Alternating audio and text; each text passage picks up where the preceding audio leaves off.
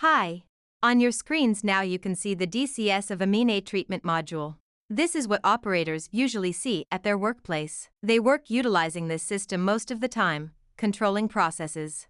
The only difference between our DCS and real DCS is that the real one is connected with a real industrial plant, while our system is connected with a digital module described as a set of differential equations. In other words, our modules behave like a real installation, and any action will lead to certain consequences, and artificial installation will react dynamically. Sometimes user actions may lead to emergency cases like one you see on the screen. You are observing the incorrect maintenance of the process which was triggered by the ESD system. We emulated the emergency case and mismanaged the system.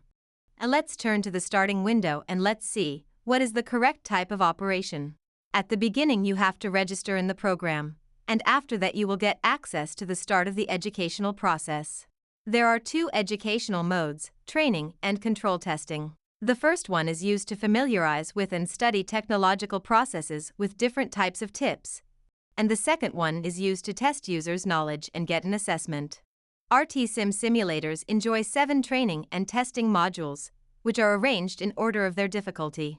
Inside each model several scenarios exist, such as normal shutdown, normal startup, several emergency situations, and so forth. In the initial exercises users learn about hydraulic and mass transfer and also heat exchange processes. Due to their simplicity, it is easier for users to get used to the interface and control elements of simulators. If you open the technological flowsheet you can see all instruments placed on the necessary side. To maintain a process several control elements are used. For example, manual valves, shut-off valves, control valves, and other dynamic equipment like a pump. Learning tools are presented by help file and virtual instructor. Help file is used to familiarize with the technological regulations. Virtual instructor suggests the sequence of actions to complete the task. If the user is violating the sequence of actions, the virtual instructor indicates it. If the actions were not executed, it will be indicated too. Thus, this function guides users to complete the task in a more optimal way. In Virtual Instructor there is a possibility to do some presets in order to emulate normal/abnormal situations.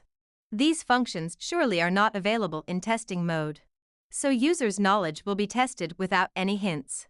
Testing mode can help to get assessment and check users' skills. As mentioned earlier, the DCS is a tool through which operators control processes. Since our system is not connected to a physical installation, the operator's field window is responsible for emulation. This is the workplace from which mechanical actions are performed, such as opening or closing of manual valves, turning on or off the pump, etc. Let's move on to butane separation unit. It includes 3 typical exercises like technological process management, normal startup and normal shutdown. Also, 3 emergency situations are possible to simulate.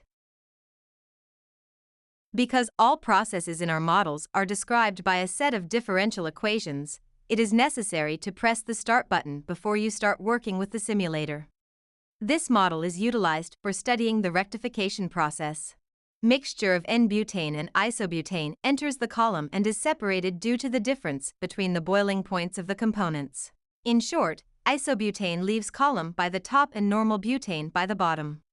Let's see how user actions can influence the product quality. User may close the reflux by 50% by changing the percentage of opening of the control valve TV2. For that we need to open DCS, change the mode from automatic to manual and close the valve. As you can see, the temperature at the top of the column is increasing. Pressure tried to increase too, but it is regulated in automatic mode. To trace the rectification quality, we have to check the isobutane concentration in the product. It is decreasing, but if we take a look at normal butane, it was also increasing, but not so long. Increasing stopped because control valve LV1 was working in automatic mode, it was closed and flow rate of the product was stopped. To summarize briefly, we have seen the dynamics of the process that was emulated by RTSIM simulator. We believe that now you have an initial understanding of how RTSIM simulators function.